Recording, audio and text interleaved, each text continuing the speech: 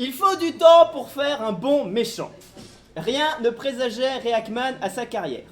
Fils d'ouvrier métallurgiste, il quitta un petit lotissement de maisons toutes pareilles, avec ses copains tous pareils, leurs jeux tous pareils, quand son père a été obligé de contribuer dans la joie et le socialisme à la modernisation de la Lorraine dans les années 80.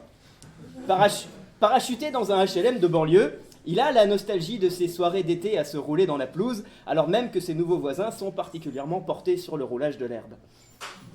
À petits pas, sa vocation se révèle. Un pain au chocolat piqué ici par des grands cons, une vitre cassée de plus que la veille, son père qui ne retrouve toujours pas de travail alors que le CAC 40 explose, ces mecs habillés bizarres qui s'embrassent un jour même pas férié pour se souhaiter des fêtes qu'il connaît pas, et la jolie Leïla qui ne veut pas sortir avec lui à cause que son grand frère veut pas, alors qu'il avait enfin réussi à économiser 3 semaines d'argent de poche pour lui offrir un McBacon. Faire un super méchant, c'est un boulot de patience. Les super-héros ont toujours des débuts de carrière tonitruants.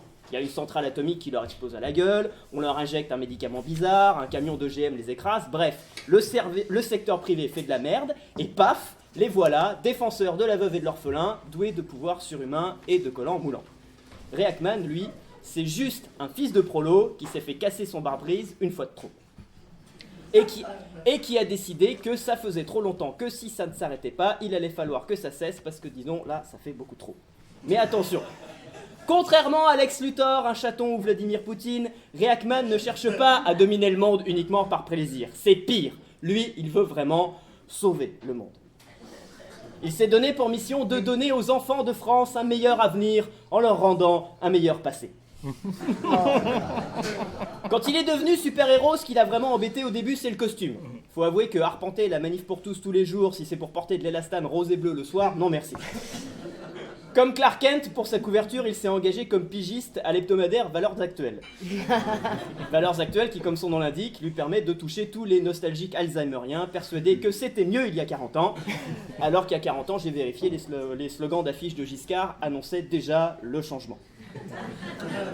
Mais le passé a un avantage indéniable sur l'avenir, tous les vieux cons y ont déjà survécu. Alors que demain est plein de doutes et qu'aujourd'hui, qu'est-ce qui fait froid et moche, mon Dieu, c'est insupportable. Bref. Un tu l'as vu vaut mieux que 2 tu l'auras, disait le titre d'un illustre porno des années Pompidou. Avec Alain Delon dans le rôle de l'inflation à 12% et Brigitte Lahaie dans le rôle de l'ouverture des marchés à la concurrence internationale. Oui, je sais, il faut que j'arrête de citer des actrices porno dans mes chroniques. Surtout que maintenant, pour les jeunes, Brigitte Lahaie, c'est une animatrice sur Radio Ménopause. Clara Morgan, c'est une chanteuse sur Énergie. Léa Seydoux, c'est une bonne actrice. Et Marine Le Pen, c'est une présidentiable. Bref, c'est n'importe quoi.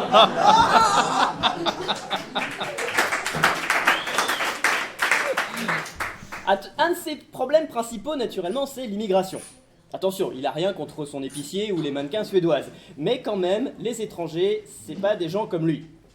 Le Joker, ou un autre psychopathe dangereux, je sais plus, avait parlé de régler le problème de l'immigration en faisant muter le virus Ebola. Mais Reakman a arrêté ses études en 3e, il n'a pas le niveau en chimie, donc il fait dans l'artisanal. Il va sur f2souche.fr pour organiser des semi-marathonades.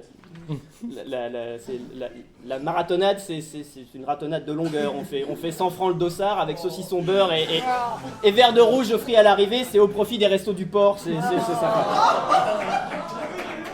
Après, c'est souvent décevant. Une fois, il pensait qu'il avait réussi à réunir le peuple pour casser du djihadiste, mais il est arrivé trop tard, et des militants socialistes en reconquête d'électeurs s'étaient déjà mis à 15 pour tabasser une technicienne de surface malienne, pendant que Manu V75 filmait la scène pour la balancer sur Vine, histoire de prouver que la gauche pouvait aussi s'attaquer à l'insécurité. Parfois, des bouffées d'humanisme leur prennent. Il se dit qu'après tout, si ça se trouve, tous ces gens sont des êtres humains. Après, il se ressaisit, c'est sa mère qui est abonnée à la Croix, lui non. C'est que c'est compliqué d'être patriote quand même tes ennemis sont français. Bien sûr, il exècre en vrac les socialos qui ont mis son vieux au RMI, les écolos qui lui taxent au CR12 diesel, les PD qui se bécotent alors que lui est toujours célibataire, et tous ces fonctionnaires incapables de lui trouver du boulot. Mais bon, casser la gueule à un agent Pôle emploi, c'est quand même moins glorieux que d'exploser un char allemand pendant la guerre. À ça, il aurait voulu être résistant. Les patriotes d'un côté, les barbares de l'autre, Maginot au milieu, et les juifs étaient bien gardés. Dire que ses grands-parents défonçaient la patrie en dardant leurs baïonnettes fières et turgescentes dans les entrailles immondes des mugissants envahisseurs teutoniques, alors que maintenant les petits jeunes se contentent de baiser des Allemandes aux frais du programme Erasmus et qu'il n'y a même plus d'ennemis dignes de ce nom à se mettre sous la dent. Alors bien sûr, il a lu sur internet que son quartier, nos quartiers, abritaient des hordes souveraines de Mollahs, mais il n'y a pas à dire, à chaque fois qu'il fait un raid à Arnaud Bernard, il ne trouve que des vendeurs de shit à la sauvette. Et des glandeurs en survêt de marque qui emmerdent les filles en jupe et font baisser les yeux des enfants de bourgeois. Alors il a sorti sa plus belle plume de corbeau pour les dénoncer à la maréchaussée, mais qu'est-ce que vous voulez, définitivement, le commissariat des minimes n'a ni les moyens ni l'organisation de la commandanture. Ce qu'il donnerait pour réécrire l'histoire, qu'on n'ait jamais quitté les 30 Glorieuses, qu'on n'ait jamais laissé l'étranger amener la drogue, la démagogie et la décadence au beau pays de je sais pas moi, de Rimbaud, de Montesquieu et du Marquis de Sade. Qu'on lui rende l'ordre, la sécurité, la croissance, le plein emploi, ses jours heureux, son petit lotissement, son papa, son Pompidou. Où t'es, Pompon? Où t'es? Soudard et Hackman se redressent. Dans le ciel, un immense logo RMC se dessine et la voix d'Yves Tréhard fait résonner le réac signal au cœur des villes. Putain, c'était mieux avant.